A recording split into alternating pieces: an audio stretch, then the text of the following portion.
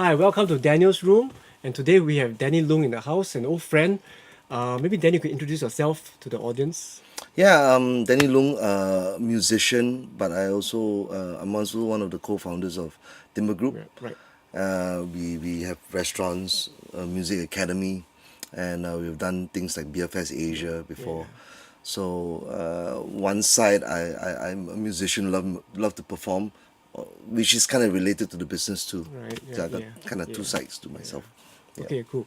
We'll talk about that in a while. But let's start by telling everyone how we first met. I believe it was at this place called Aubrey's. Yes, We were many years yeah, ago. many years ago. We were in different bands. You were with Ublues, right, at the time with Trevor, Yeah. and I was with another band with some of my other friends. That's how we first crossed paths lah. I think I probably met you before that, but I think we had more interaction from then on, that point on.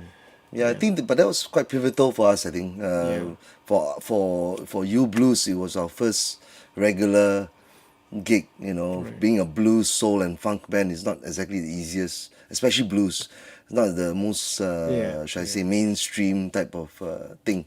So that was our first big break into sort of a regular resident gig, and I think for us it was hugely important that we had that gig.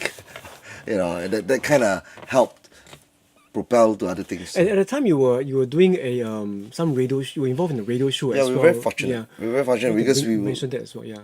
we were hosting me and Trevor. We were hosting a morning show with Rod and Glenn, and this was at the peak of the Five Guys and a Girl segment. Yeah, I remember that actually. Yeah, Correct, yeah, and we came into the studio and co-hosted the show with them. Well, the main concept was that people could call, and you know how much Singaporeans like to complain, so they'll call and complain about their boss, their yeah, right, husband, yeah. the train being late, etc., etc.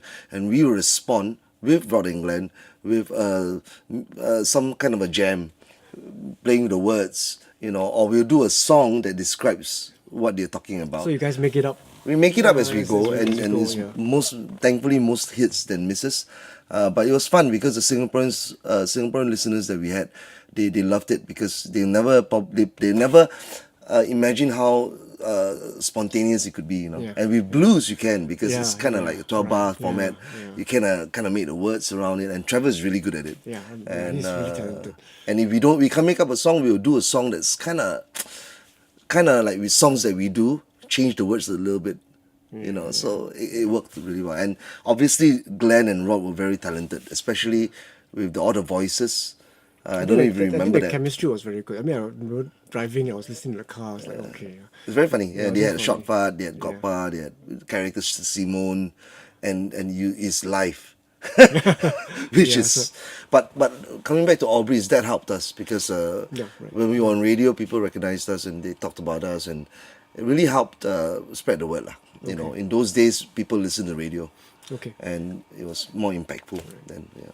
Okay, maybe I can bring it a bit further back. Maybe give everyone an idea of how you got started playing music, because you play the guitar, you play keyboards as well. Yes, Fairly yes. well. I mean, it's like so maybe just give them an idea how you got started playing music or even guitar. Well, I started with the piano. Mostly, I mean, like probably 90 something percent of the Singapore population, every kid goes through classical Yeah, piano yeah. lessons, At some which point. I hated. I really, really hated because most of the teachers were very method to fact, and Yeah, you yeah, learn, you look at the chart, you play it, and then it's not really doesn't give room for expression, in my opinion. Obviously I still love classical music, but in that particular age, time, right, I yeah, was right, very yeah. stifled. So after about grade 2, grade 3, I stopped, and then I kind of listened to a lot of old vinyls. How I chanced about it was the interval of the World Cup. I can't remember what year it was, a long time ago, and they showed Boogie Woogie piano, Oh, the okay. early blues piano, Okay. and these two guys were playing. What I mean, like, was it advertisement It was like like 15-minute Okay. Oh, really? musical. Those days they had like Okay, okay. in between the games they wouldn't have commentary. They will have like Okay. they will put like 15 Okay, minute, entertainment, like, yeah, yeah, okay, 3 musical songs thing. entertainment, okay. So I watched that and I was hugely inspired because I've learned to play piano in a more strict way. So when I saw that, I like, they didn't play with scores. They just, and they were really moving and grooving. So I was intrigued by it, and Okay. I went out to buy some music, and I just basically from there learned by hearing, by Right. listening and imitating, and I went in from piano to guitar, and a lot of that also was from church. A lot of it was really self-discovery, lah. Okay. As you know, Yeah. I mean, I listened to blues like Eric Clapton, Creep, then kind of like you kind of go back, or you go forward and Exactly, go back. yeah, You go yeah. Ruben Ford or you go BB King, yeah. and I went BB King. I went from white British blues to black American blues, and I think that I stayed there, lah. Yeah, I think at the time also, same for me, it's like you listen to something, and then because everything wasn't as accessible as it is in this day and age, you really have to dig something, ask around, and how did this get here? Or you read magazines and you find out, oh, actually they listen to these guys. When I was listening to the blues and all this kind of music, most of my classmates didn't know what I was talking about. So in some ways it made me feel a little bit lonely because most of them will be listening to the pop music of the time. But I looking back, I really appreciate that I went through that because I spent a lot of time in my room listening to this music and learning the licks and things like that, and watching videos, VHS last time.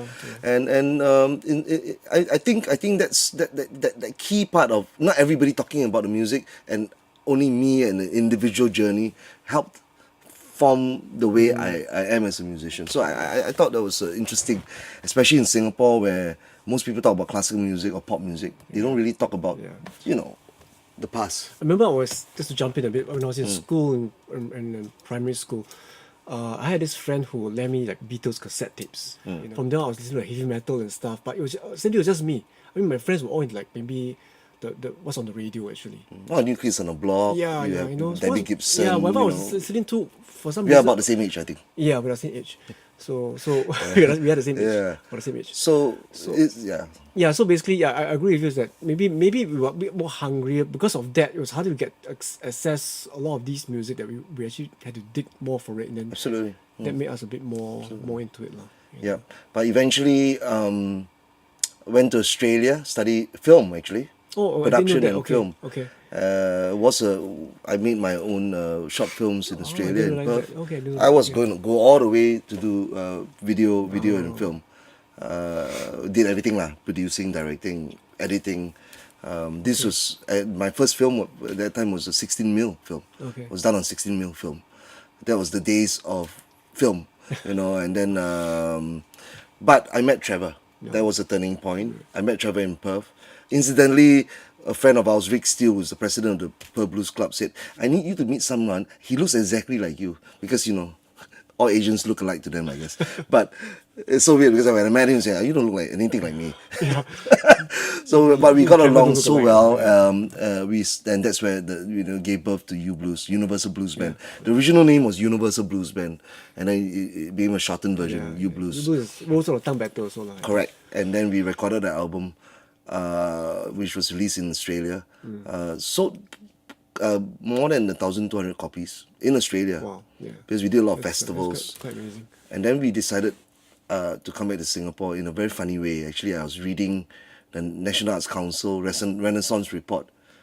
And I was inspired by the report that Singapore wanted to be more creative with the Esplanade and things like that. So I convinced Trevor to come back with me in Singapore. That's how we came back, I and then see. eventually a year after that I in met you Albury, in Albury. Okay.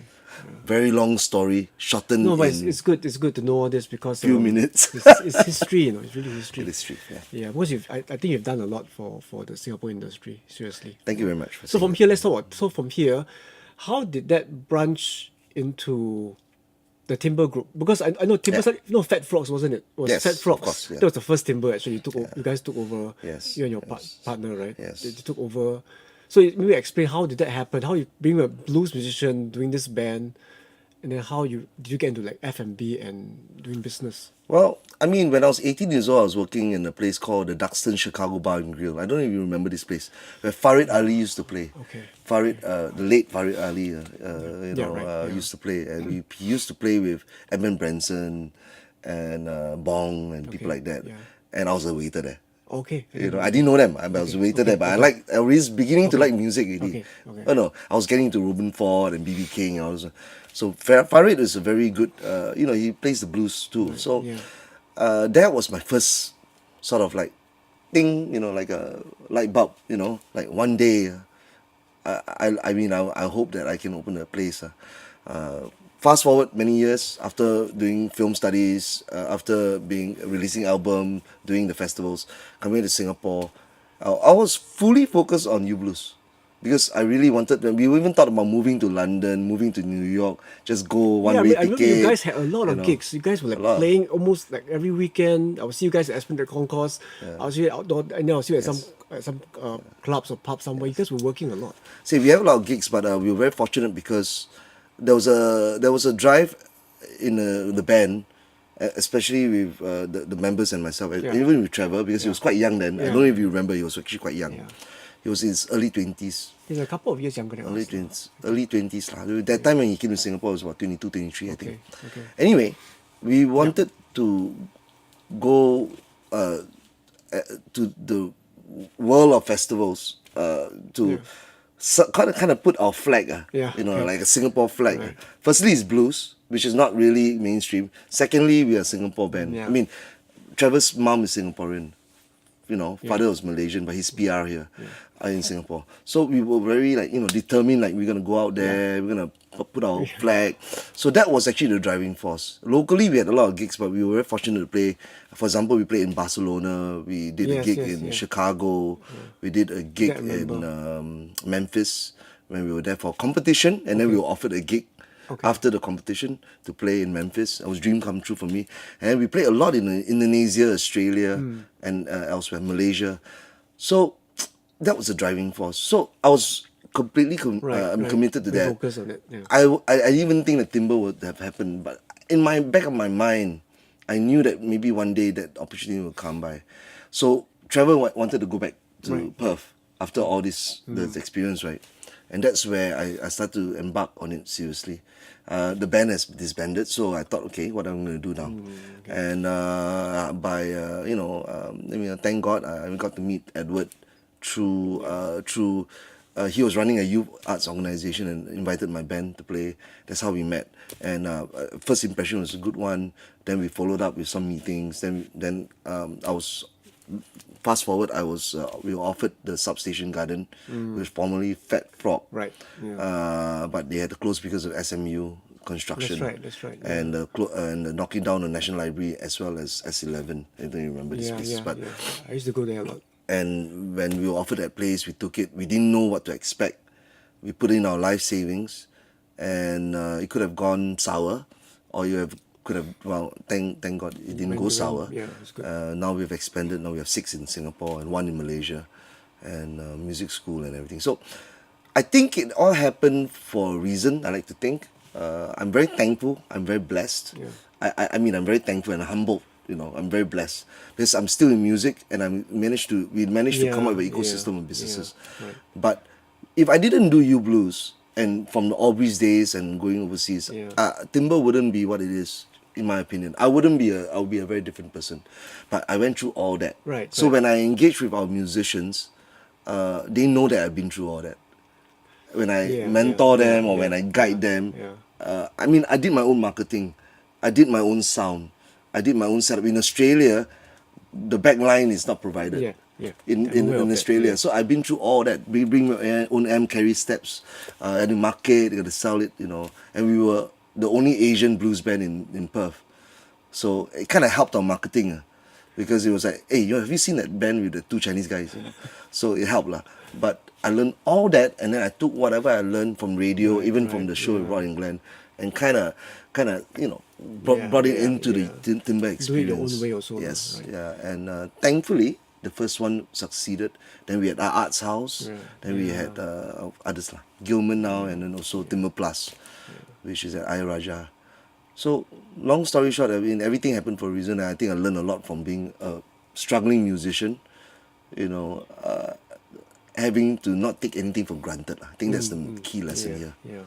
And you've walked the ground, so you know how it feels like now that you have like a stable of other musicians playing in your places, right? You know how it feels like for them. Absolutely. And I try to help them because I know it's not easy. You and I know it's not easy being a full-time musician. Some of us are blessed and fortunate to meet the right people, right opportunities. right. But a lot of it is really difficult, especially when the economy is bad, like what's been happening the last 2 years.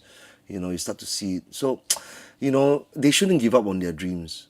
But I mean, they also have to understand the wider issues Yeah, out there. I think I think what you said just now was very good. You said ecosystem. I think basically what you did was you kind of really kind of actually set up your own ecosystem.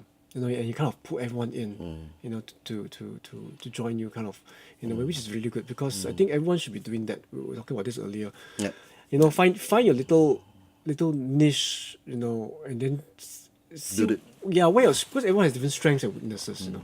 Try to harness what you see. You didn't know that you had all this in you to do this business, you know, but you have succeeded, you know. So maybe everyone should just to take away from this, maybe everyone should just kind of step out a little bit once in a while of their comfort zone, and then see where else they can go, you know. True. I think one of the key areas that Timbre's success is when we first started in 2005, incidentally 12 years ago. I've always felt that Singaporeans were way too restrained, way too Too cautious, maybe. cautious, careful, Yeah. not able to laugh loud, and you know, that's why stand-up comedy is not huge yet. It's getting better, Yeah, it's getting bigger, yeah. but it's not there yet. You know, we don't know how to laugh at ourselves, for example. We are way too serious. So taking that and being situated next to SMU, we took the advantage of making sure that the bands that we hire, you know, people like Sarah Wee, people like that, you know, they say, you know, engage with the crowd, make them laugh, get them to dedicate songs, get them up on stage, get them to dance with the band, get them to sing with the band, get them to celebrate birthday, stag night, whatever you want. I saw a void in that sense because it is a safe place for women. A lot of ladies, we have a lot of ladies come to Timbre. You know, partly also because Jack and Ray, people like that were playing there, you know, good-looking fellas, so it helps. But at the end of the day, it is a safe place for them. But so it's not like a sleazy part of town, you know. It's a safe place for, you know, clean fun.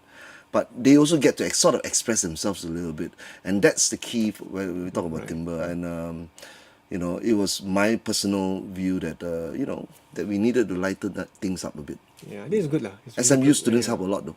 SMU students really helped a lot. The early days, you know, because they had blogs and mini blogs. Now we have Facebook and social media.